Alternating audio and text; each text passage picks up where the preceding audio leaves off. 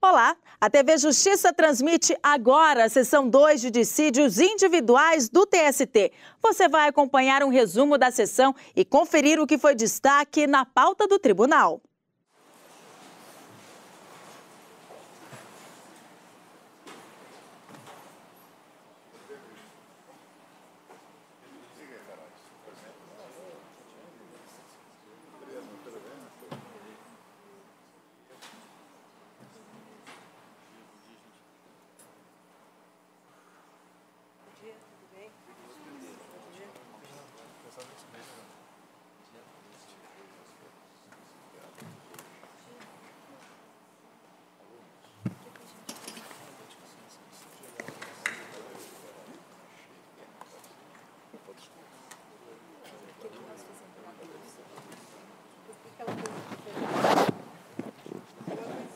Bom dia, muito obrigado pela atenção. Por favor, queiram sentar-se.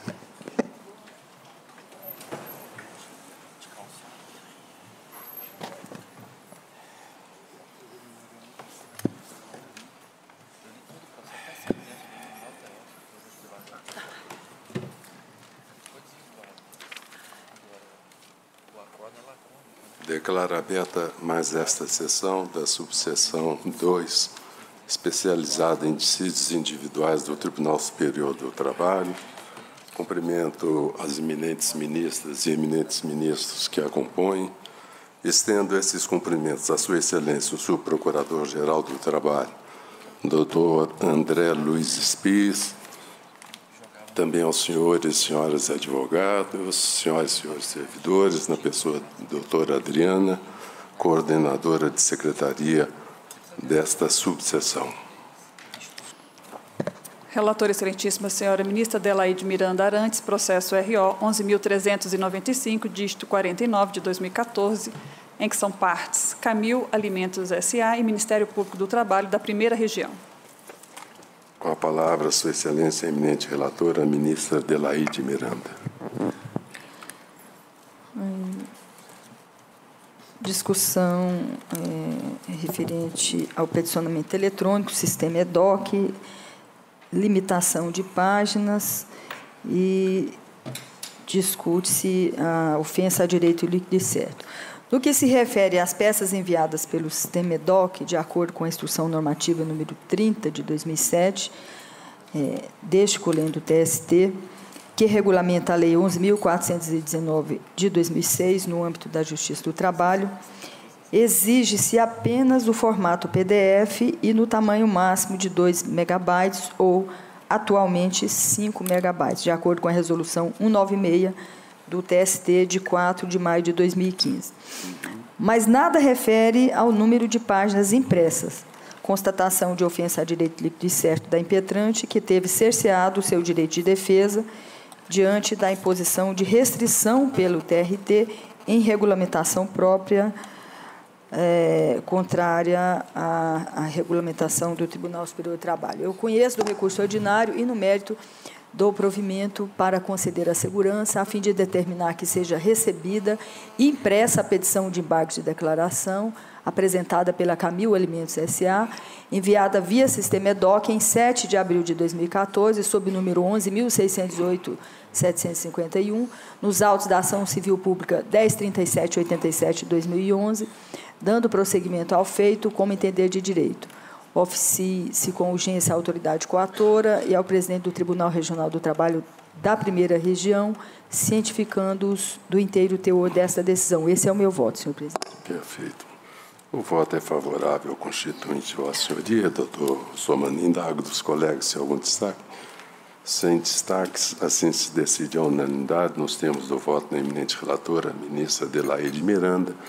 Já nós até aumentamos os megabytes para evitar essa discussão de limitação de páginas, e a deliberação administrativa do TRT da Primeira Região não pode se sobrepor. Ele não tem função legiferante para tanto. Então, assim se decide a unanimidade. Relatora Excelentíssima Senhora Ministra Adelaide Miranda Arantes, processo RO 130.065, dígito 13 de 2014, em que são partes Banco Santander Brasil S.A. e José Lenilson Duarte da Silva. Com a palavra, Sua Excelência, a eminente ministra Adelaide Miranda. Hipótese em que a autoridade coatora, por entender demonstrada a estabilidade provisória do reclamante, pois o auxílio-doença fora concedido enquanto estava em curso o aviso prévio, ou seja, ainda vigorava o contrato de trabalho, deferiu o pedido de antecipação de tutela no processo originário. O afastamento da verossimilhança das alegações do reclamante acerca da estabilidade provisória decorrente de auxílio-doença no curso do aviso prévio, reconhecida pela autoridade coatora, exigiria análise das provas e o mandado de segurança não pode ultrapassar o exame acerca da legalidade e razoabilidade do ato impugnado. Ausência de direito líquido e certo do impetrante, incidência das orientações jurisprudenciais 64 e 142 desta SDI 2, eu trago precedentes no meu voto e conheço do recurso ordinário e, no mérito, nego-lhe provimento. É o meu voto. Doutor Russomano, pretende usar da palavra? Rapidamente, senhor presidente. Pois não. E eu o faço, senhor presidente, porque não se trata de estabilidade. Se fosse estabilidade, ter-se-ia a incidência da OJ e dos precedentes, não há dúvida nenhuma. Ocorre que, no caso, não é estabilidade, e o próprio acórdão recorrido está reconhecendo que há um aviso prévio, um auxílio-doença comum, não acidentário, no curso do aviso prévio, o que constituiria um óbice à rescisão contratual. Ocorre que essa circunstância ela não origina direito à estabilidade. Nos termos da súmula 371, a única consequência dessa circunstância é a projeção temporal da data da rescisão contratual. Então, não se pode cogitar de reintegração, mas de manutenção do contrato suspenso com a rescisão ao término do benefício previdenciário. Então, há um equívoco, inclusive do acórdão recorrido, quando ele diz que a reintegração estaria autorizada nos termos da súmula 371. Não, a súmula 371 não autoriza, não trata, não defere reintegração no emprego. Se não é reintegração, não é o caso da OJ. É uma aplicação errônea da súmula 371 e contrária à súmula 371. E esta matéria foi objeto recentemente de análise pela egrégia SDI. Num caso, não recordo o número no momento, foi exatamente isso o relator, o ministro Renato Paiva, em que se havia dado reintegração e em grau de embargos foi afirmado, não é reintegração, é a mera manutenção do contrato suspenso com a rescisão ao término do benefício previdenciário. Não é, portanto, estabilidade. Essa é a particularidade que se destaca. Extraiu-se um direito inexistente e essa inexistência é proclamada pela súmula 371. Portanto, conhecimento e provimento excepcionalmente. Pois não. Ministra Adelaide. Senhor presidente, o argumento vindo da tribuna, do nobre advogado, doutor Vitor Russomano, importa em uma análise e um resultado diferente da minha conclusão, analisando o contexto dos autos. Eu mantenho meu voto e coloco para Vossas Excelências acrescido dos argumentos agora aduzidos. Ministro Douglas. Senhor presidente, eu havia destacado este caso justamente pelos aspectos que foram referidos da tribuna. O regional não assenta a conclusão de que se cuidaria de uma doença profissional. Essa circunstância está anotada pela eminente relatora, que inclusive extrai o reconhecimento de uma estabilidade provisória. Na verdade, o regional diz que não se cuidaria de uma estabilidade provisória, mas sim de um auxílio-doença simples que inviabilizaria a rescisão do contrato, porque a superveniência da doença, mesmo no curso do aviso prévio, levaria à suspensão do contrato de trabalho. Por conseguinte, a rescisão seria nula e a consequência seria o retorno das partes ao estado anterior. Daí porque o regional, ao deferir a reintegração, embora o contrato, ao que tudo indica pelas informações dos autos, esteja suspenso, não me parece ter contrariado a súmula 371. Apenas se extraiu o efeito que advém da impossibilidade da dissolução do contrato em face da superveniência da doença no curso do aviso prévio. Esse é um primeiro aspecto que me parece prosperar da sustentação oral, mas daí, para se prover o recurso, para se afastar a ordem de retomada do contrato, seria uma distância muito grande. Me parece, com a devida vênia da eminente relatora, que também a fundamentação que oferece no sentido de que no mandado de segurança nós não poderíamos examinar os aspectos de fato que foram trazidos pela parte em abono da verossimilhança da alegação deduzida, contraria, inclusive, a decisão que tomamos em sessão recente vinculada ao âmbito de cognição do mandado de segurança, súmulas 414, súmulas 418 e súmula 418 desta Corte. Me parece, sim, que nós podemos examinar a base de fato que ensejou a prolação da decisão interlocutória de antecipação dos efeitos da tutela. Foi nesse sentido que nós deliberamos que Sua Excelência eminente relatora, salvo melhor juízo, disse que não é possível, não seria possível. Mas o regional assenta, a meu juízo, de maneira acertada, que a suspensão do contrato inviabiliza a rescisão promovida pela empresa. Restabelecendo-se o estado anterior, a consequência ou a providência devida seria, efetivamente, a retomada do contrato. A reintegração, portanto, é o efeito que se extrai da impossibilidade de rescisão, como disse, pela superveniência do auxílio-doença no curso do aviso prévio, mesmo que indenizado.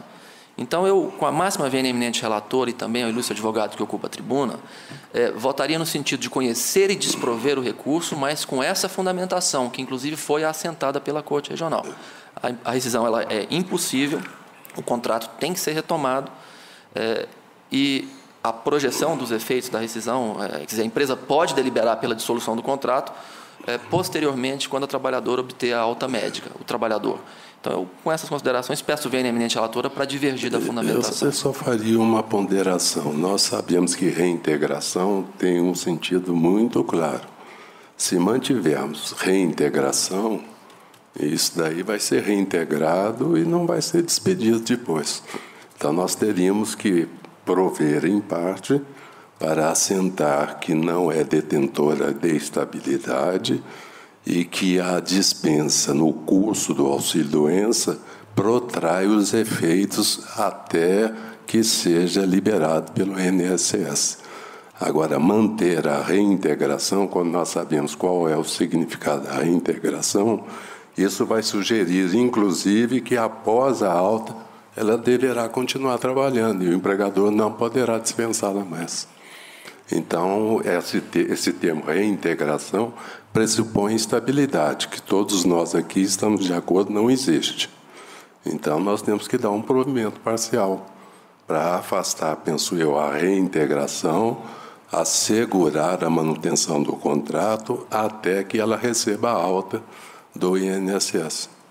Que reintegrar, se dissermos está integrada, e ela não é detentora de estabilidade, penso eu que ela vai estar eternamente no emprego. Poderíamos fazer esse ajuste? Os colegas estão de acordo ou não? Senhor presidente, eu mantenho meu voto e peço a Vossa Excelência que encaminhe como divergência tanto do ministro Douglas quanto de Vossa Excelência. Eu peço vênia para... Não, eu não divergi, só fiz uma ponderação sobre o significado da reintegração para alertar que, como não há estabilidade, nós não podemos falar em reintegração. Não emitir voto, apenas quis alertar das consequências que essa decisão pode gerar para a empresa. Mas, se decidirem pela reintegração, prevalece o voto do colegiado. O ministro Douglas acompanha a relatora? Não, presidente. Com a máxima vênia, não se cuida de estabilidade, não se cuida de auxílio-doença que gere estabilidade no emprego. O regional, com a vênia da eminente relatora, não registra estabilidade em decorrência de acidente. Isso. Invoca a súmula 371. A ponderação de Vossa Excelência, a meu juízo, não difere, ou a minha não difere da de Vossa Excelência. O cuidado de Vossa Excelência é apenas com o enquadramento jurídico. Eu adiro à ponderação de Vossa Excelência, a eminente relatora, inclusive, invoca a OJ 142 desta Corte, que diz da possibilidade da retomada do contrato quando o direito subjetivo material afirmado é razoável. Né? A questão aqui é só definir quais são os efeitos que advêm da impossibilidade da rescisão do contrato em face da superveniência do auxílio-doença no curso do aviso prévio. A minha preocupação é apenas a reintegração, que nós temos um sentido bem próprio, né? Que o que me pareceu, presidente, é que, como a rescisão não é possível, a consequência do seu afastamento, do afastamento da rescisão, seria a retomada do estado anterior. Isso. Ou seja, seria a vigência do contrato. Isso. Até porque nós não sabemos, vai que, por hipótese, o auxílio-doença é convertido em auxílio-doença acidentário, por equiparação à doença profissional, que venha posteriormente a ser reconhecida. Os autos não nos trazem elementos de fato que possibilitariam definir desde logo, com a máxima segurança, os desdobramentos possíveis. Mas eu não me oponho à ponderação de Vossa Excelência, à qual adiro, porque resguarda, inclusive, o texto da própria súmula 371. Se mais tarde acontecer essa hipótese que Vossa Excelência coloca, aí haverá um outro direito, aí sim, baseado no nosso precedente. Presidente, pela ordem. Pois não. Eu fiquei com uma pequena dúvida, porque as folhas 6 do voto, na transcrição da decisão regional,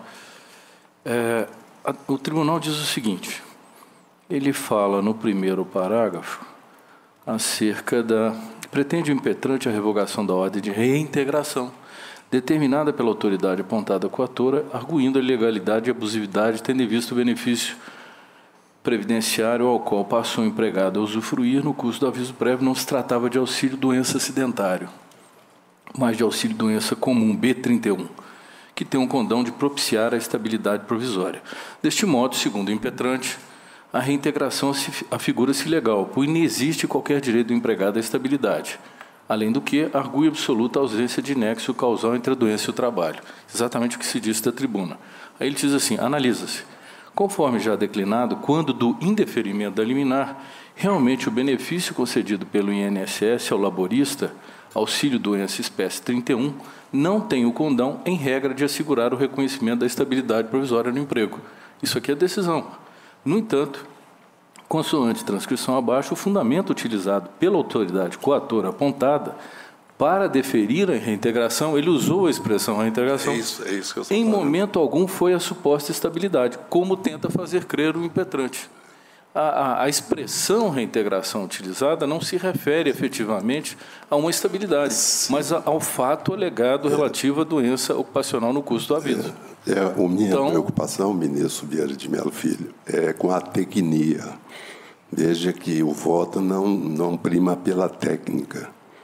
Porque quando ele diz que não é estável, porque não é doença, e depois fala em reintegração, convenhamos que isso então, não é na técnico. verdade, está se dizendo que seria readmissão. Não, é a projeção, como aqui o aviso a dispensa deu durante o curso do auxílio-doença não acidentário, o direito é da manutenção do contrato até que ele tenha alta. E isso ele expôs aí corretamente. Só que a expressão reintegração tem um significado bem diferente. Aí vai abrir lá na execução uma discussão. Ele está reintegrado, pode ser dispensado depois de liberado, por isso é que eu fiz a sugestão. Vamos excluir a expressão reintegração, porque isso está até incongruente com o voto. Porque o voto diz que não há estabilidade, não há nada. O voto é claro no sentido de que a vinculação aqui não se trata de estabilidade. Aí ele diz que está correta a decisão que mandou reintegrar. Não, então o provimento é semântico. Pois é, dizer que ao invés de reintegrar, manutenção do contrato até a alta do INSS. Porque ele projeta, quando ele está em gozo de benefício previdenciário e sobrevém a dispensa, nós sabemos que projeta até o final, mas não dá reintegração. O meu receio é que, mantendo-se a expressão reintegração, e aí vai se interpretar a decisão, e a decisão é até incongruente, porque ela diz que não há estabilidade e manda reintegrar. E aí o meu receio é de que ele se fixe na reintegração. Mas, na verdade, presidente, a minha preocupação é só que isso seja esclarecido na fundamentação, porque o recurso será denegado. Sim. Então é só na fundamentação que seria claro. Olha, Claro, não se trata, porque de qualquer forma nós estamos aclarar denegando. isso. É a ideia que eu estou sugerindo. É provimento Aclarar, parcial. parcial para assentar que não tem direito à reintegração, mas à projeção do contrato até a alta do INSS. E aqui nós temos o efeito devolutivo, nós podemos aplicar o direito aos fatos. Presidente, só, quem sabe, um elemento a mais. A parte final da súmula 371, ela é esclarecedora. No caso de concessão de auxílio-doença no curso do aviso prévio, todavia, só se concretizam os efeitos da dispensa depois de expirado o benefício previdenciário. Perfeito. É isso. A própria súmula está incongruente com a conclusão do regional que mandou reintegrar. É só assentar essa distinção para evitar que mais tarde alguém queira dizer, olha, eu fui reintegrado. Né?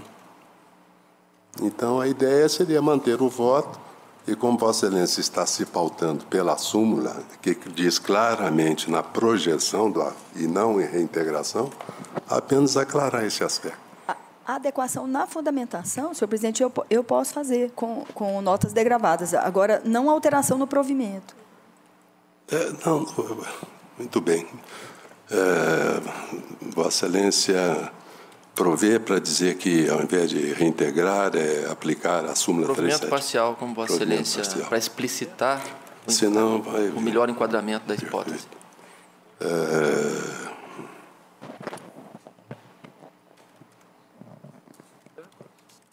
Ministra Maria Helena Malme.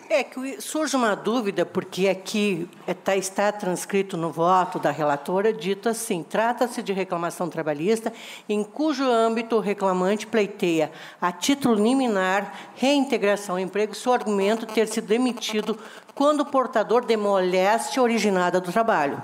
Então, já começa com questão que existe uma dúvida, se essa moléstia, se ele está em acidente de trabalho, se ele está em auxílio previdência em decorrência de moléstia de trabalho, eu não teria dúvida que é caso de reintegração. Então, eu fico com essa dificuldade de dizer que apenas estamos deferindo, dando provimento para fins de manutenção enquanto manutenção do emprego em razão da despedida durante o período de suspensão do contrato, porque o que nós estamos reconhecendo implicitamente? Que há uma mera suspensão do contrato em razão de auxílio-doença. Então, também tenho esta dificuldade em acolher esta linha de argumentação, porque eu também teria que deixar aberta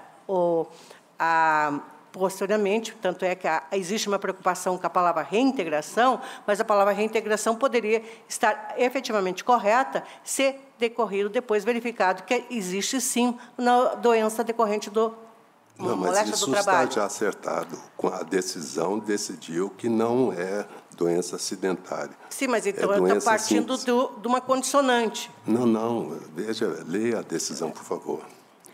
Ao menos eu estou lendo aqui. Ele requereu dizendo que era moléstia profissional. A decisão diz que não. Era uma doença, um benefício comum, de doença comum. A decisão disse isso, e diz que não tem nem estabilidade. Mas com voto. Vossa Excelência acompanha a relatora. Eu estou acompanhando a relatora. Ótimo. Ministro Emanuel Pereira. Senhor presidente, eu tendo a acompanhar a divergência, senhor presidente, porque, inclusive, se acosta ao entendimento de Vossa Excelência. Né? Então, me parece que a reintegração é o efeito da impossibilidade da rescisão do contrato do trabalho quando, no curso do aviso prévio, é conferido o benefício previdenciário. E está muito claro que o regional deixa muito claro quanto à suspensão do contrato e não estabilidade. Eu fico com o ministro Douglas, senhor presidente, dentro da só para esclarecer que não é reintegração. Sim. Ministro Vieira de Mello Filho. Presidente, eu não discrepava do entendimento de Vossa Excelência, eu só fiquei na dúvida se isso poderia ser feito na fundamentação ou no dispositivo, mas o fato é que se reconhece que é uma auxílio-doença de natureza não acidentária, é o B31. Afirma-se isso correntemente. Razão pela qual eu não me oponho a sugestão de adequação também no dispositivo. Tanto poderia se reiterar na fundamentação e se adequar no dispositivo. Ministro Alberto Bresciani. Senhor presidente, é tudo uma questão de adequação. De fato, no inicial, o que o trabalhador pretende é que se caracterize doença ocupacional, que se vai pesquisar ao longo da instrução da reclamação trabalhista. O momento é de um juízo de verossimilhança para antecipação de tutela. Eu entendo que o ministro Douglas propõe, também Vossa Excelência, é sobretudo uma adequação terminológica, porque o que o trabalhador quer, na verdade, é a recomposição do vínculo empregatício que foi rompido, não resta dúvida. Mas, de fato, a caracterização como doença ocupacional vai depender de instrução e etc. Eu acho que tem pertinência a preocupação da ministra Maria Helena. Acho razoável que no juízo de verossimilhança o juízo de primeiro grau tenha chegado à conclusão que chegou, porque foi a visão que teve naquele momento. De fato, a palavra reintegração foi usada na inicial, foi a terminologia que usou também o despacho, mas a adequação pretendida pelo ministro Douglas, conforme sugestão de resultado de Vossa Excelência, eu acho que torna o provimento mais adequado para o momento. Por isso eu peço vênia à relatora e acompanho a divergência. Presidente, me permita uma consideração. Me parece que a ponderação da ministra Maria Helena é de fato procedente, e nós poderíamos deixar isso claro, como Vossa Excelência assentou, que se houver no curso da instrução a configuração da hipótese de doença profissional, o trabalhador teria, sem dúvida alguma, uma nova pretensão que poderia ser renovada em sede de antecipação dos efeitos da tutela. Mas, por hora, o cenário fático descrito, que nos está sendo submetido, não autorizaria a contrariedade à súmula 371. Ministro Douglas, agradeço a objetividade. A minha ideia é exatamente essa, de não fecharmos os caminhos até para que depois, no procedimento ordinário, venha a se colocar e se constatar a doença profissional ou não, doença decorrente do trabalho. E mais importante, aí o ministro Bresciani diz muito bem, nós estamos trabalhando com a mera aparência do bom direito, né? Não estamos aqui formando uma convicção de juízo que não possa sofrer retratação posterior. Mas não podemos aqui simplesmente afirmar que não há uma possível possibilidade de, no processo de conhecimento, apurar eventual moléstia decorrente de trabalho. É somente esta observação em termos de fundamentação. Ninguém questionou a questão se mais tarde vai se constatar se é doença profissional ou não. Nós estamos lidando com um fato presente. Qual é o fato? Não há, pelo juiz de origem, doença ocupacional. Foi dado um benefício previdenciário comum. Se mais tarde ele entender de julgar procedente a ação, porque, na realidade, não é uma doença comum, não é um benefício comum mais acidentário, é evidente que o juiz tem liberdade para julgar como entender. A única coisa que me preocupou é se ele diz na decisão atacada que não tem estabilidade, como é que ele conclui pela reintegração? Apenas isso. Apenas isso. Senhor presidente, com essa cautela sugerida pela ministra Maria Helena e secundada pelo ministro Alberto, eu acolho e faço a adequação no voto. Porque a súmula que Vossa Excelência usa é exatamente o que eu estou sugerindo. Porque Vossa Excelência está baseado na súmula que fala na projeção dos termos da rescisão do contrato. Então, Vossa Excelência... eu peço notas e faço adequação, notas agravadas com essas cautelas. O receio é só a tecnia da decisão em falar em reintegração, apenas isso. Então, fica negado o provimento ou dá provimento parcial para explicitar que não se trata de reintegração, mas sim de projeção do aviso, ou nega provimento e a senhora... Eu proponho, senhor presidente, fazer adequação de acordo com o que foi o voto do ministro, a divergência do ministro Douglas, até então divergência, né?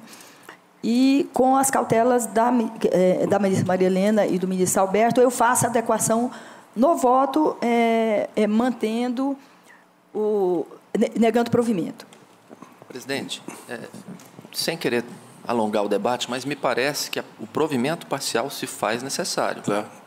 Com a máxima vênia, eminente relator. Pode ser. Tem que ser, porque senão vai ficar reintegração. E o provimento parcial?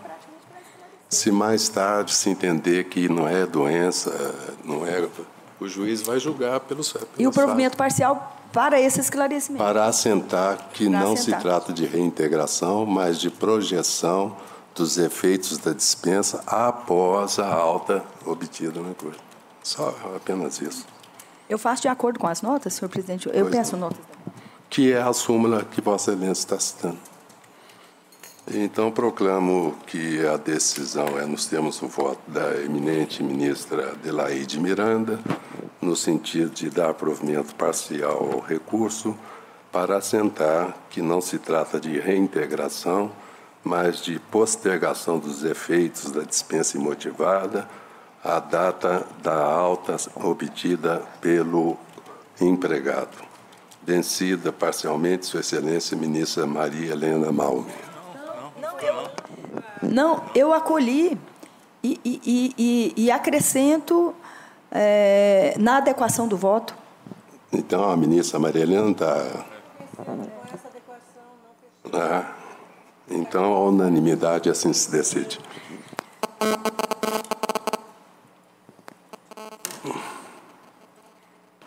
Relator excelentíssimo, senhor ministro Douglas Alencar Rodrigues, processo RO 2287, dígito 53, de 2012, em que são partes de Ney Libório Bastos e Vale Maganês S.A. Com a palavra, Sua Excelência, o eminente relator, ministro Douglas Alencar Rodrigues. Senhor presidente, senhoras e senhores ministros, trata-se aqui de recurso ordinário interposto contra acórdão proferido pelo Egrégio 5º Regional, no qual pronunciada a improcedência da pretensão rescisória. O recurso ordinário é, portanto, interposto pelo autor, reclamante na ação originária, buscando o reconhecimento de que foram violados os artigos 2º da CLT e 927, parágrafo único do Código Civil. Ocorre que a leitura, senhor presidente, do acórdão rescindendo revela que a Corte Regional, que proferiu a decisão rescindenda, não emitiu qualquer tese acerca da natureza da atividade desenvolvida pela ré. Simplesmente considerou aquela Corte que, no momento da rescisão do contrato, não havia qualquer restrição ao direito potestativo do empregador de rescindi-lo, além do que não restou provada a culpa ou o dolo da ré no acidente experimentado pelo trabalhador. Diante desse cenário, não havendo tese no acórdão rescindendo acerca das violações legais invocadas, acerca das circunstâncias que qualificariam a atividade empresarial como de risco, ensejando a responsabilização objetiva por eventual acidente, a pretensão rescisória mostra-se inviável. Aqui incide o óbice da súmula 298 desta Corte. Mas, ainda que superado fosse o óbice processual ora indicado, a pretensão rescisória não se revelaria de fato possível em face da necessidade de ampla pesquisa dos aspectos de fato e das provas que teriam sido produzidas na ação matriz, providência que encontra também vedação na súmula 410 desta Corte. É por isso que eu estou votando no sentido de conhecer do recurso ordinário, uma vez preenchidos os pressupostos legais, e no mérito negar-lhe provimento. O voto por ordem é favorável ao constituinte Dr. Pedro Lopes. Eu vou indagar dos colegas se há algum destaque. Sem destaque, proclamo que a decisão é unânime. Nós temos o voto de Sua Excelência, o eminente relator ministro Douglas Alencar Rodrigues, consignada a presença do Dr. Pedro Lopes Ramos. Muito obrigado. Relator excelentíssimo, senhor ministro Douglas Alencar Rodrigues, processo RO 144, dígito 30, de 2013, em que são partes Rosa Maria Bezerra da Silva e Banco do Brasil S.A.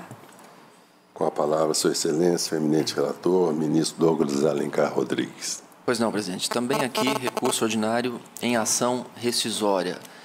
E a matéria debatida diz respeito à configuração ou não da decadência. Estão atendidos os pressupostos recursais, razão pela qual o voto segue no sentido do conhecimento do recurso. Quanto ao mérito, estou votando pelo desprovimento. O exame dos autos revela que a parte interpôs recurso de revista contra o acórdão rescindendo, lavrado em sede de recurso ordinário, recurso de revista que foi, cujo processamento foi denegado. A parte em seguida interpôs agravo de instrumento e esta Corte conheceu e negou o provimento ao referido recurso. Foram opostos em seguida 2 embargos de declaração. Os primeiros não foram conhecidos em razão da transmissão incompleta da peça original. E os segundos foram parcialmente providos, sem efeito modificativo, para sanar erro material no julgado embargado. Por conseguinte, está configurado o erro da parte que transmitiu apenas em parte, via facsímile, a peça dos embargos de declaração referidos. A circunstância ou o efeito que advém desse vício no encaminhamento da peça é o reconhecimento da ausência ou inexistência do ato processual, o que implica, por efeito lógico, a antecipação do prazo decadencial da mesma forma como ocorre nas hipóteses em que o recurso intempestivo ou incabível é aviado. A matéria está disciplinada no item 3 da súmula 100 desta Corte. E por isso, senhor presidente, estou reconhecendo transcorrido o prazo decadencial de 2 anos a contar da data do trânsito em julgado, o que inviabiliza, por força da decadência, a pretensão desconstitutiva formulada. Voto no sentido de conhecer e negar provimento ao recurso. Pois não. Por hora, o voto é favorável ao constituinte doutor Jairo. Indago dos colegas se há algum destaque no voto de Sua Excelência. Sem destaque, proclamo que a decisão é unânime. Nos termos do voto do eminente relator, o ministro Douglas Alencar Rodrigues, consignada a presença do Dr. Jairo Vairos. Muito obrigado. Relator excelentíssimo ministro Vieira de Mello Filho, processo RO 20.874, dígito 48 de 2015, em que são partes Banco Safra S.A. e Josane Fernanda Carleci. Com a palavra, Sua Excelência, o eminente relator, ministro Vieira de Mello Filho. Senhor presidente, trata-se de recurso ordinário em agravo regimental, mandado de segurança, agravo em autos apartados. O que eu estou sustentando, em simples, é um não conhecimento do recurso, haja vista que, não observado a regra do regimento interno do Tribunal da 4ª Região, artigo 201, seu parágrafo, que determina o traslado da peça. Nossa jurisprudência já se sedimentou nesse sentido, inclusive a da súmula 415, perdoe, não conheço. Perfeito. Doutor Leonardo, pretende fazer só uso? Só registro, Excelência. Muito obrigado. Algum destaque no voto de Sua Excelência? Sem destaque, proclamo que a decisão é unânime. Nos termos do voto de Sua Excelência, o ministro Vieira de Mello Filho, registrada a presença do doutor Leonardo Santana Caldas. Relator excelentíssimo senhor ministro Vieira de Mello Filho, processo RO 20.012, dígito 04 de 2013, em que são partes José Everardo Suliano Monteiro e Banco do Brasil S.A. Com a palavra, Sua Excelência, o eminente relator, ministro Vieira de Mello Filho. Senhor presidente e senhores ministros, aqui é recurso ordinário em ação rescisória. A pretensão desuzida na ação rescisória se insurgia contra a litispendência que fora reconhecido, ou seja, decisão de natureza processual. Insiste o recorrente de que essa decisão fora impeditiva do mérito e, por isso, poderia ser apreciada. A nossa jurisprudência já está pacificada, pelo menos por enquanto, na vigência do presente Código, no sentido de que não cabe rescisória de decisão de natureza meramente processual. Razão pela qual aqui não se aplica aquela extintiva quando ela é suficiente para impedir o mérito. Necessariamente, a dispendência não seria suficiente para impedir o êxito do mérito. Por isso que eu estou negando o provimento. Perfeito. Doutora Manuela, pretende fazer uso da palavra? Não, Excelência. Com procuração nos autos, apenas o registro da minha presença. Muito obrigado. Doutor, eu vou indagar dos colegas se há algum destaque no voto de Sua Excelência. Sem destaques, proclamo que a decisão é unânime. Nos termos do voto de Sua Excelência, ministro Vieira de Mello Filho, registrada as presenças de Suas Senhorias, a doutora Manuela Simões Falcão Alvim de Oliveira e doutor Jairo Vairos. Relatora excelentíssima senhora ministra Maria Helena Malman, processo RO 474, dígito 90 de 2014, em que são partes Fundação Chesf de Assistência e Seguridade Social, FACHESF, e espólio de Severino Matias de Souza Filho e outros. Com a palavra, Sua Excelência, a eminente relatora Maria Helena Mal. Agravo de instrumento, recurso ordinário em ação decisória interposto pelo acordo regional. Cabimento, recurso ordinário foi interposto em face da decisão proferida pelo Tribunal Pleno TRT da 6ª Região, que não conheceu do agravo regimental em face de sua intempestividade. Logo, ante os termos do inciso 2º do artigo 895 da CLT, reforma-se a decisão que reputou incabível a medida. Agravo de instrumento provido, recurso ordinário em ação rescisória, intempestividade do agravo regimental, pedido de reconsideração, prazo recursal inalterado. A apresentação de pedido de reconsideração que não tem condão de dilatar o início do fluxo do prazo recursal e, sendo ele inobservado pela parte, o apelo padece de vício da intempestividade. Na hipótese, a parte também não cuidou de acumular o pedido de reconsideração, o recebimento da peça como agravo regimental, caso negada a retratação pelo juízo. Precedentes desta Corte, que eu cito, e recurso de ordinário, a que nego o provimento. É o meu voto. Pois não. É agravo, né? Então não tem sustentação oral. Indago dos colegas se há algum destaque. Sem destaque, proclamo que a decisão é unânime, nos termos do voto da eminente relatora Maria Helena Mal. Registrada a presença do doutor Otoniel Furtado Gueiros Neto. Relator excelentíssimo senhor ministro Vieira de Mello Filho, processo RO 20.020, dígito 54 de 2015, em que são partes Sered, Serviços de Rede S.A. e União. Com a palavra, Sua Excelência, o eminente relator, ministro Vieira de Mello Filho. Senhor presidente, senhores ministros, eu faria até um destaque desse processo em razão da natureza da discussão. Aqui cuida-se de recurso ordinário e mandado de segurança. Houve um indeferimento de pedido de antecipação dos efeitos da tutela, ausência de demonstração de direito líquido e certo e necessidade de prova pré-constituída. Na realidade, a recorrente Sered ingressa com mandado de segurança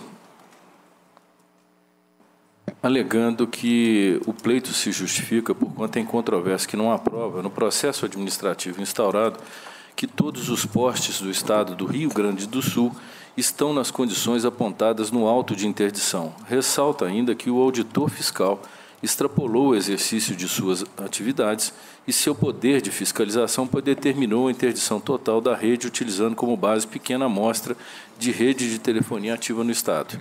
Além disso, sustentou que a portaria 40 de 2011 do Ministério do Trabalho e Emprego corrigiu falhas do passado, atestando o critério de presunção, isso que, ao tempo em que determinava que a interdição deva ser feita em local investigado, também evita que, numa eventual interdição, o auditor fiscal deixe de investigar os locais em que a interdição deva ser afastada.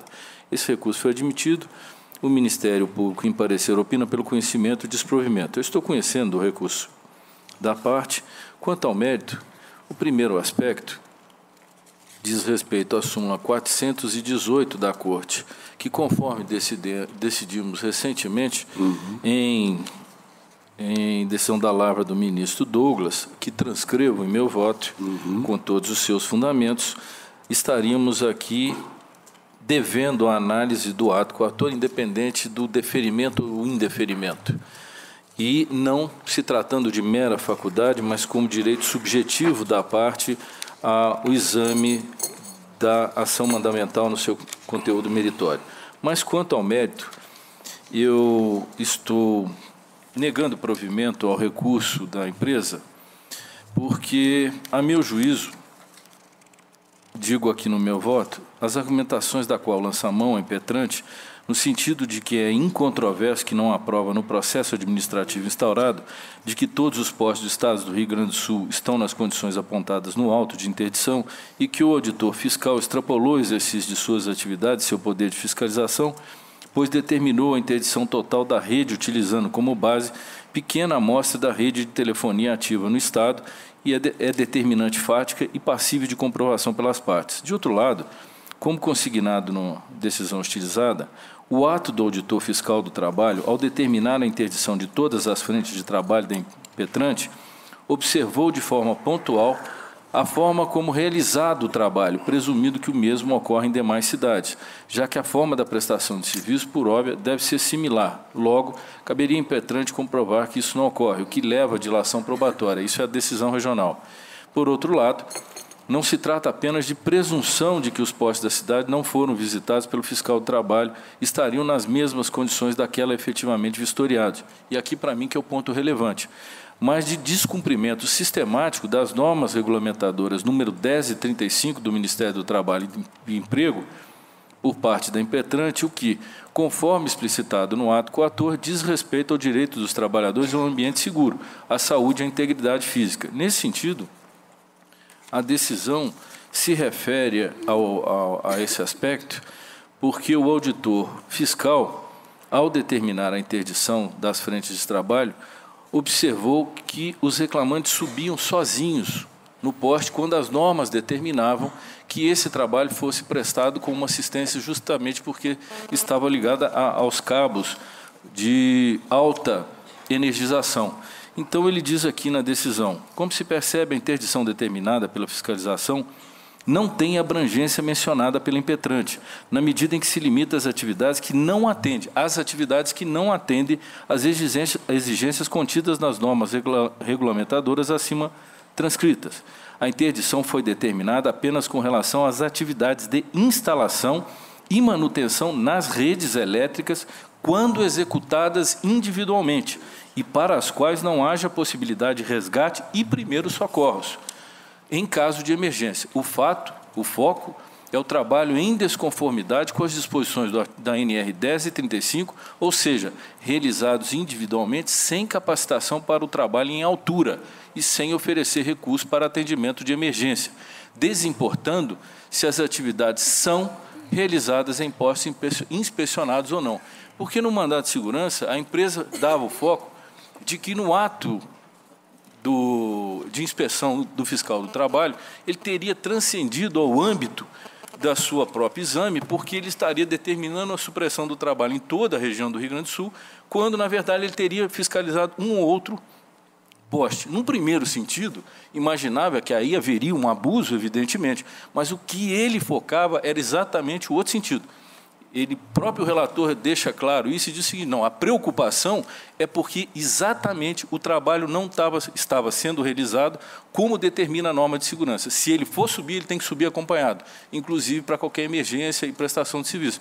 Então, é na atividade em que se presta individual é que foi determinada a sustação da prestação de trabalho. E, nesse sentido, não me parece que viole ou transcenda o ato de inspeção aos poderes do auditor fiscal.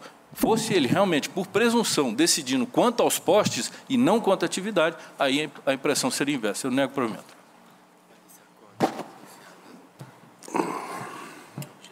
Doutor Roberto Caldas. Senhor presidente, eu peço a palavra pela recorrente. Pelo tempo juntada à procuração ontem via o sistema eletrônico, creio que já chegou aos autos. Deve ter chegado, confio em Vossa Senhora. Agradeço, excelência. Pois não. A questão foi, como sempre, muito bem posta por Sua Excelência, o ministro relator, é exatamente isso, é uma questão que está sendo discutida com mais premência no estado do Rio Grande do Sul. Outras empresas de instalação estão sofrendo essas interdições e a preocupação desta empresa, como das demais, é exatamente a colocada por Sua Excelência, o ministro relator, é de entender o alcance dessa interdição que foi determinada.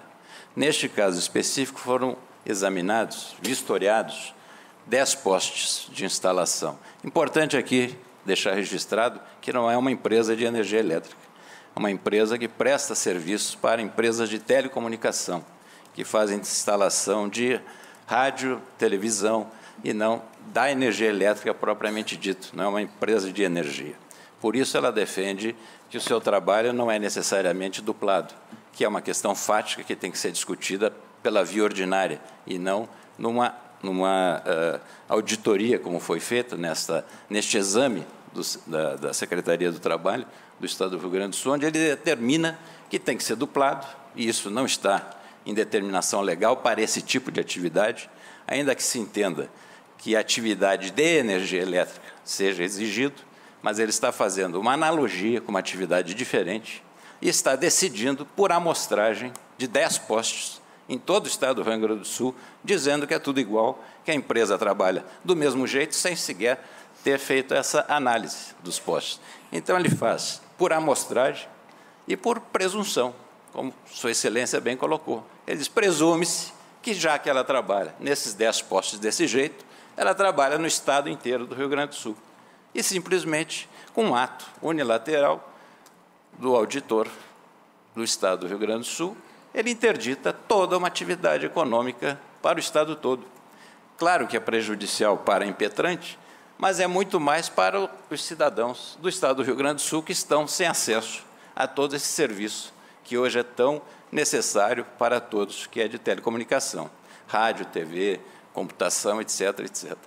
Então, a preocupação do mandado de segurança é que ficasse claro qual é o alcance dessa interdição, porque ele não pode interditar por amostragem nem por presunção, com todas as vênias.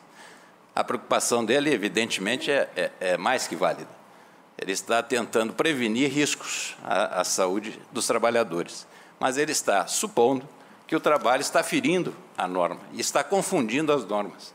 Ele está usando uma norma do Ministério do Trabalho, que é para o trabalhador de energia elétrica, quando esses trabalhadores não são desta área. E fere portaria expressa do Ministério do Trabalho, peço vênia para trazer a colação, que é o artigo 4º, parágrafo 3º da portaria 1719, recente, de 2014, quando diz que os auditores fiscais do trabalho estão autorizados em todo o território nacional a ordenar a adoção de medidas de interdição e embargos e consequente levantamento posterior dos mesmos, quando se depararem com uma condição ou situação de perigo iminente à vida, à saúde ou à segurança dos trabalhadores. Parágrafo 3º. A interdição ou embargo somente é aplicável à condição ou situação constatada pela AFT em verificação física no local de trabalho, com alcance limitado ao local inspecionado. Então, o que se quer é o cumprimento da norma do Ministério do Trabalho, em que ele está limitado aonde ele fez a fiscalização e aquele poste ele está interditado, com certeza. E esta empresa não está praticando atividade nenhuma naqueles postes em que ele interditou. Mas o Estado todo, com todas as vênias, por amostragem e por presunção, é o que não se admite. E se entende aí existir direito líquido e certo para que ela continue a trabalhar nos demais postes que não foram vistoriados. Essa é a situação, pelo que se pede vênia ao voto de Sua Excelência o relator, para que se dê provimento a este mandado de segurança, para que se garanta que a atividade prossiga onde não houve a inspeção do auditor fiscal. Obrigado. Ministro Vieira de Mello. Senhor presidente, vamos pontuar as questões uma a uma. A ideia da discussão é se perceber, como diz o doutor Roberto, com muita clareza, o seguinte: o que foi impedido? Primeiro, o fiscal não, o auditor fiscal não procedeu à fiscalização de postes. Ele não estava fiscalizando postes no Rio Grande do Sul, até porque isso é impossível. Tem milhares e milhares de postes. Não é isso que se cuida. O que ele fiscalizou foi a atividade dos empregados da empresa que iriam trabalhar ao lado da rede elétrica. Em todas as inspeções, que foram essas citadas, não há dúvida, o que nós estamos falando do mesmo fato. Em todas essas atividades, eles entenderam que havia uma prestação de serviço contrária às normas regulamentadoras do Ministério do Trabalho. Ou seja, quem sobe num poste energizado, seja ele de empresa de energia elétrica, ou pior ainda, de quem não cuide de empresa de energia elétrica, não tem nem a especialização, não possa subir sozinho. Então, o foco não foi fiscalizar poste. Até porque, se nós partirmos da lógica do razoável, isso seria inviável fisicamente. Não há como se fiscalizar postes. Imagine o número de postes que tem em Porto Alegre, vamos imaginar, que seja no município, que seja num bairro, que seja onde for. Então, a ideia não é essa. Isso é um argumento, a meu juízo, trazido a lume para criar uma natureza de abusividade do ato, que me preocupou, é fato. Mas o que ele fiscalizou foi assim: todos os postes em que eles subiram, ele estava sozinho. E, por isso, não empreendiam o respeito à norma regulamentar apontada. Ou seja, ele não impediu que a atividade seja prestada. Ele disse o seguinte, para prestar tem que ir 2. A empresa tem que aumentar o gasto com o custo. Ele não pode subir sozinho. A empresa não quer fazer isso e diz que isso vai inviabilizar a sua conta. Aí um outro problema. Aí nós temos um outro problema que, como o doutor Alberto bem colocou da tribuna, a dilação probatória vai resolver. Não seria o caso de deferir pelo segundo fundamento. E, por fim, a meu juízo, me parece que o tribunal claramente fez questão de dizer isso. Não é fiscalização de um bem, de um poste, mas é de uma atividade. Agora, a portaria citada da tribuna não foi invocada no mandado de segurança, e até porque não sei se aqui ela seria posterior ou anterior a isso. Mas, de qualquer sorte, a portaria citada aqui no mandado de segurança foi a portaria 40 de 2011 do Ministério do Trabalho e Emprego.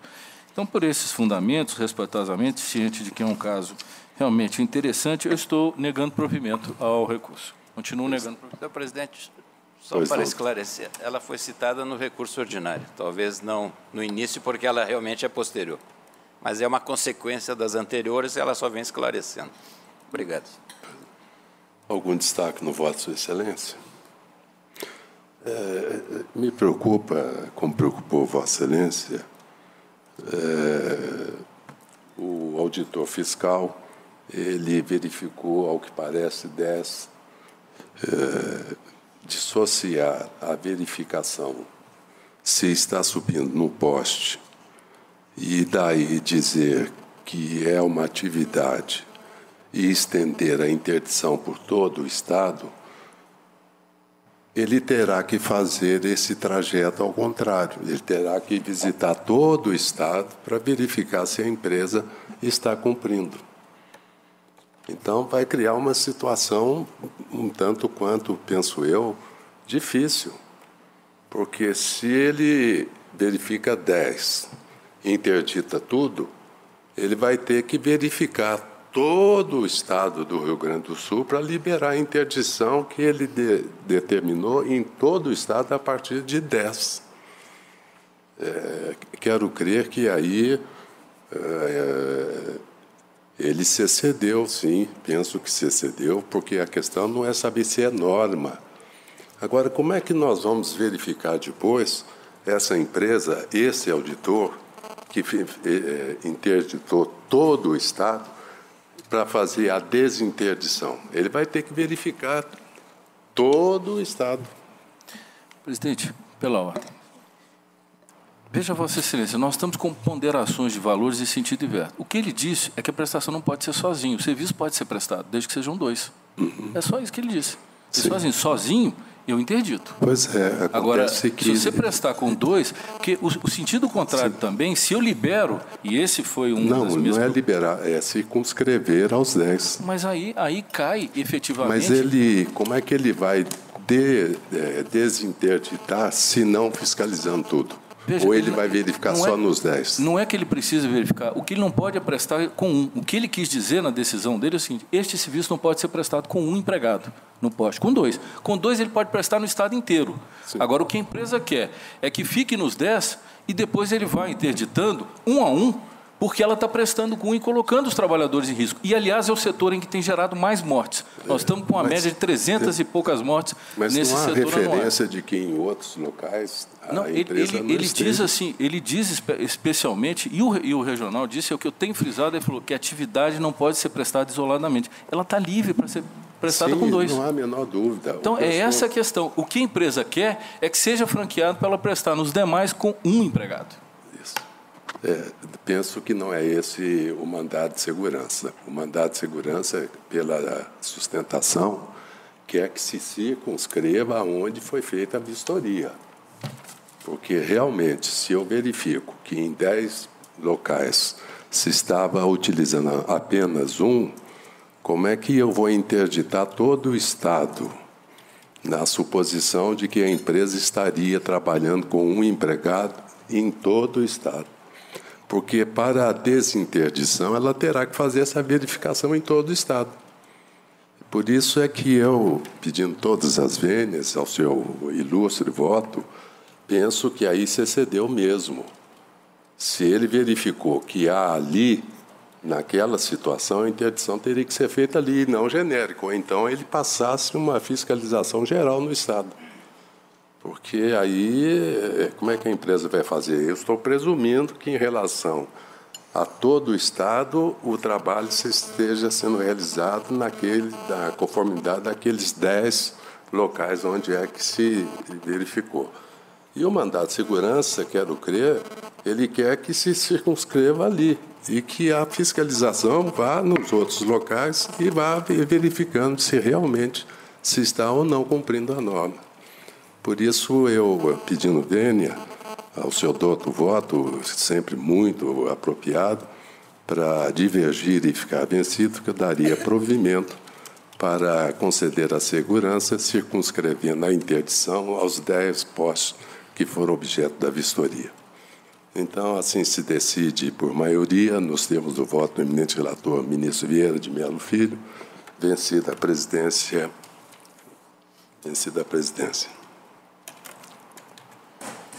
Relatora excelentíssima, senhora ministra Adelaide Miranda Arantes, processo RO 122, dígito 45, de 2014, em que são partes BV Financeira SA, Crédito, Financiamento e Investimento, e Semon Engenharia e Construções LTDA e outro.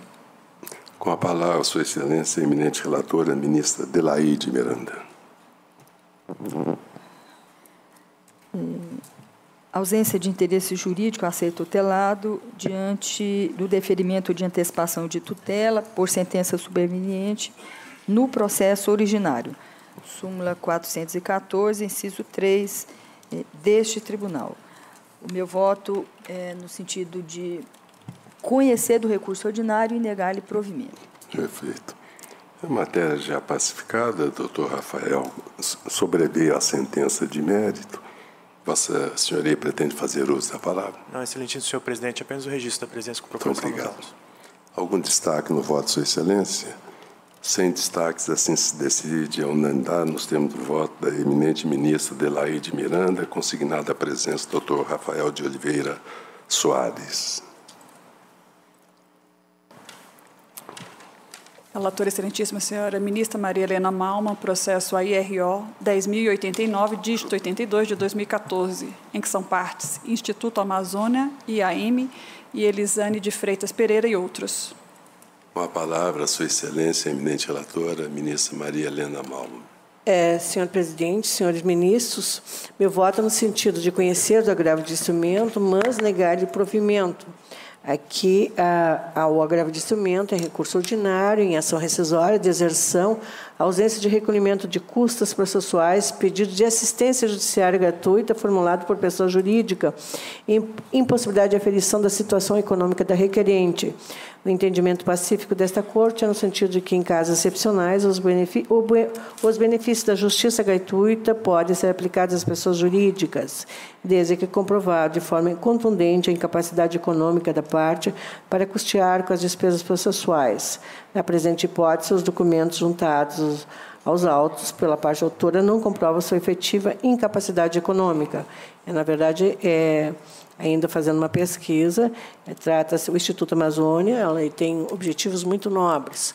De qualquer forma, é uma pessoa jurídica de direito privado e eu não teria como estender o benefício da justiça gratuita como a forma requerida. Mantenho, este é o meu voto, senhor presidente. Pois não. Doutora Rosângela, em agravo de instrumento, não há sustentação oral. Eu indago dos colegas se há algum destaque. Sem destaques, proclamo que a decisão é unânime nos termos do voto da eminente relatora, a ministra Maria Helena Malman. Relatora excelentíssima senhora ministra Adelaide Miranda Arantes, processo EDRO 4.600, de 74, de 2005, em que são partes Aniger Calçados, Suprimentos e Empreendimentos Limitada e Ministério Público do Trabalho da 7ª Região. Com a palavra, sua excelência, a eminente relatora, a ministra Adelaide Miranda. Senhor presidente, aqui trata-se de embargo de declaração opostos pela ré Aniger Calçados, Suprimentos e Empreendimentos Limitada, recurso ordinário em ação rescisória, ação civil pública, cooperativa descaracterizada e esclarecimentos. Eu conheço dos embargos de declaração opostos pela Ré e, no mérito, dou-lhes provimento apenas para prestar os esclarecimentos sem conferir efeito modificativo ao julgado.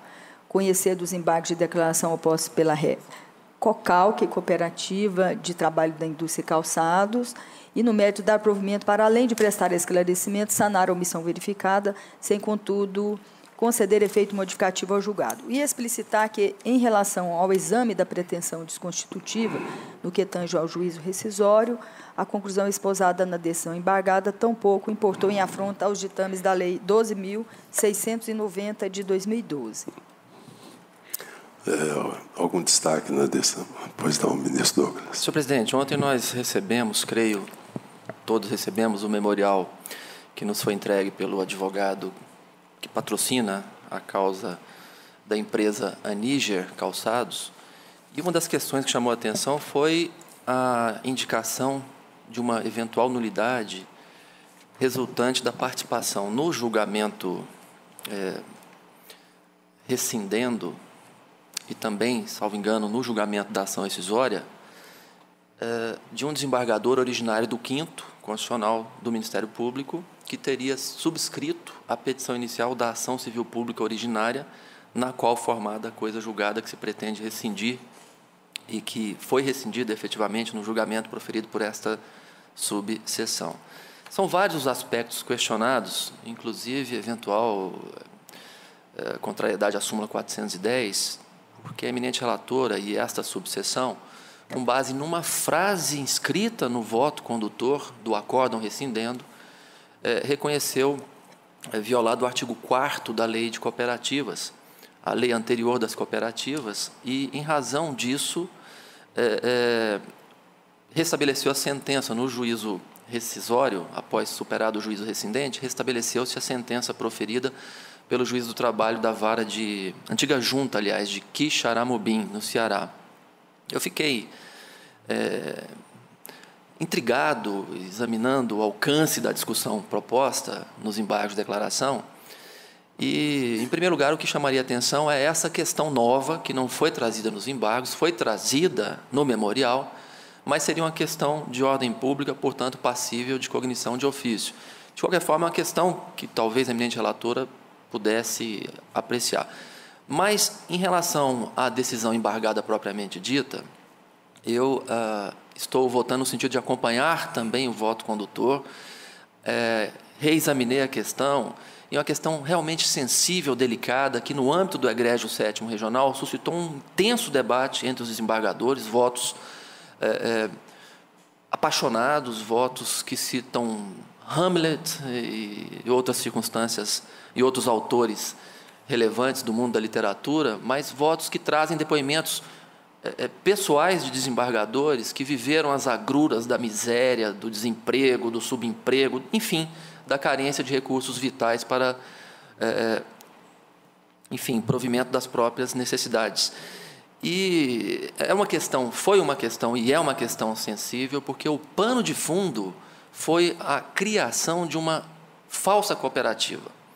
O governo do Estado do Ceará patrocinou, evidentemente, a instalação de uma indústria calçadista, cujos proprietários vieram do Rio Grande do Sul, um grande polo calçadista no Brasil, gerou desenvolvimento econômico, gerou empregos ou vínculos de cooperativismo que foram desconstituídos por esta decisão embargada. Mas o que chama a atenção, presidente, é que se trata aqui de uma grande empresa que, com o aval do Estado, recrutou trabalhadores que eram treinados pelo Estado para assumirem a condição de cooperados. Esses trabalhadores, sem condições econômicas, sem prévia expertise ou qualificação profissional na área que a cooperativa resolveu abraçar, a indústria fundamentalmente voltada para o mercado internacional, e o debate que se travou na ação originária foi um debate muito interessante sobre a conveniência até de se manter um modelo normativo de regulação das relações de trabalho que seja protetivo, imperativo e irrenunciável, como é o regime da consolidação das leis do trabalho. Esse é um debate sempre presente, atual, e as motivações trazidas sinalizariam, no acórdão rescindendo, pela razoabilidade de se flexibilizar a legislação trabalhista, admitindo-se um vínculo de cooperativismo, quando os trabalhadores não seriam, de fato, membros associados de uma cooperativa típica. Eu faço essas considerações, senhor presidente, apenas em razão do memorial que nos foi apresentado, para que a nossa decisão não seja compreendida de maneira equivocada, como se tivéssemos extraído, pensado uma frase do acórdão rescindendo, desconsiderando toda a realidade subjacente a essa questão jurídica apresentada. O regional reconhece a violação do artigo 4º da Lei das Cooperativas, mas chancelou os vínculos de cooperativismo que foram desconstituídos desde a primeira instância, ou na primeira instância da ação originária. A sentença foi minudente, houve inspeção judicial, se examinou concretamente a situação dos trabalhadores, trabalhadores sem recursos. A empresa forneceu um maquinário caríssimo, a título de comodato, à cooperativa. Quer dizer, uma situação realmente de fraude, uma situação que, a despeito dos benefícios sociais que foram levados à região carente de Quixeramobim, não podem, com a máxima vênia, afastar a eficácia do direito do trabalho, da legislação social, da legislação de proteção social ao trabalho. Então, faço essas considerações, presidente, apenas ponderando que há uma questão que me parece relevante, que diz respeito a uma eventual nulidade advinda da participação no julgamento, ou nos julgamentos, de um desembargador que havia ingressado pelo 5º, que ingressou pelo 5º, que subscreveu a petição inicial, matéria que, como posta no memorial, seria passível de cognição de ofício. Uma questão que me parece reclamar a atenção do colegiado, presidente, a eminente relatora talvez pudesse encaminhar esse debate. Eu não tenho opinião formada, gostaria de ouvir, lembrando de vários casos em que nós aqui, em ações rescisórias, afastamos nulidades resultantes da participação de magistrados impedidos, examinando circunstâncias concretas, a existência ou não de prejuízo, o fato de o magistrado impedido ter ou não ter participado com maior ou menor destaque na formação da decisão colegiada. São circunstâncias que me parecem devam ser enfrentadas, até mesmo em nome da própria respeitabilidade do Poder Judiciário, porque o que se coloca em xeque é a lisura da coisa julgada, a lisura do julgamento recorrido, a partir da participação de um magistrado efetivamente impedido. Sua Excelência, ministra Elaí, está enfrentando esse aspecto?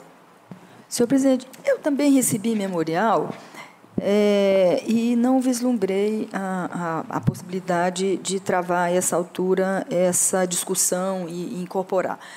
Mas, da forma como é colocada pelo ministro Douglas, eu poderia ficar com vista regimental para, com notas, analisar sobre esses aspectos mais aprofundados que o ministro Douglas traz e que, de imediato, eu não vislumbro essa possibilidade, mas me disponho a analisar.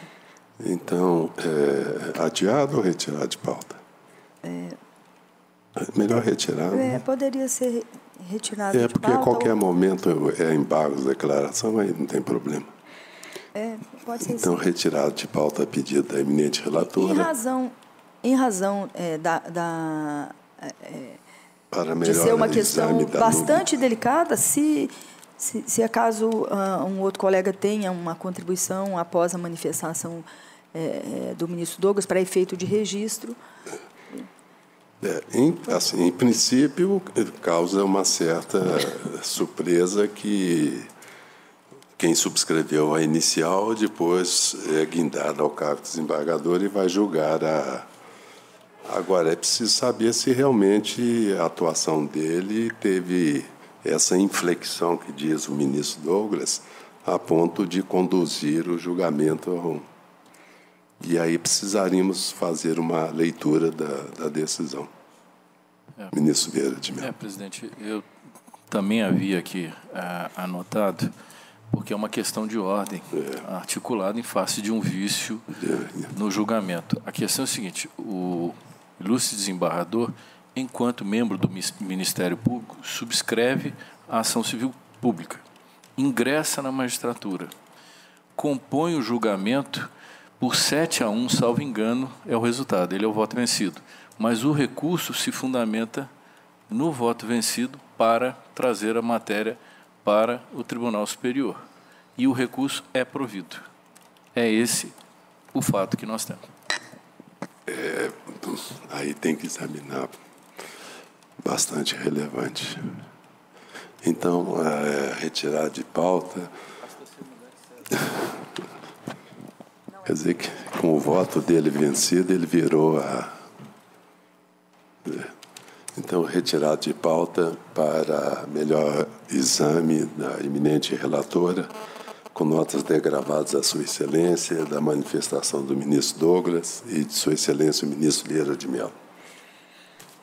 Não havendo mais processo em condições de julgamento, agradeço muitíssimo a presença dos eminentes e ilustres colegas, de Sua Excelência, o eminente subprocurador-geral do Trabalho, doutor André Luiz, as senhoras e senhores servidores, e declaro encerrada a sessão.